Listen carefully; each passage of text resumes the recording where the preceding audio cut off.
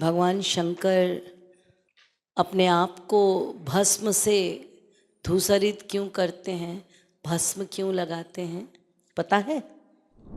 हर एक का कारण है, उस कारण को जानिए और फिर जब आपको पता चल जाएगा रीज़न, तो उनके लिए उतना प्यार बढ़ जाएगा।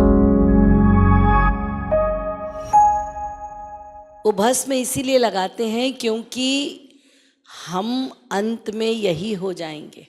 हम अंत में पंच महाभूत में मिलकर जला दिए जाएंगे, हमारे शरीर को जला दिया जाएगा और हम भस्म हो जाएंगे। तो सदा ये याद रहे अपनी वास्तविकता कि जीवन का परम सत्य यही है कि हमको एक दिन भस्म होना है। ये सदा याद रहे, इसके लिए वो अपने आप पूरे शरीर में, पूरे अंग में भस्म लगाते हैं। वैष्णवों में सबसे बड़े वैष्णव हैं शिव।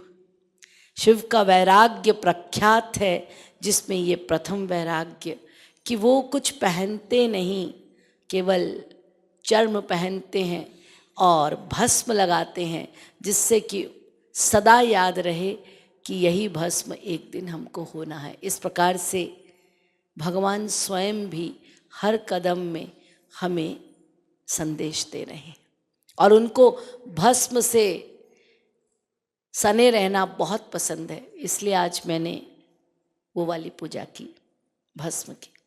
हर एक का कारण है, उस कारण को जानिए और फिर जब आपको पता चल जाएगा रीज़न, तो उनके लिए उतना प्यार बढ़ जाएगा। शंकर भगवान कृष्ण और राधा के मिलन में बीच में मीडिएटर हैं। यदि हमें राधा कृष्ण से मिलना है तो श्री महाराज जी पहले शंकर जी के पास लेकर जाएंगे, फिर शंकर जी ये दोनों मिलकर हमको राधा कृष्ण से मिलाएंगे। राम से मिलना है तो बीच में भगवान शंकर सदा समय राम नाम का जाप करते हैं। भगवान शंकर जी ने श्री राधा रानी का कृपा कटाक्ष लिखा है, सुना है ना आपने? मुनीन्द्र वृंद वंदिते त्रिलोक शोक हारिणी प्रसन्न वक्त्र पंकजे निकुंज भूविलासिनी ब्रजेंद्र भानुनंदिनी ब्रजेंद्र सोनु संगते कदा करिष्यसि हमां कृपा कटाक्ष भाजनम।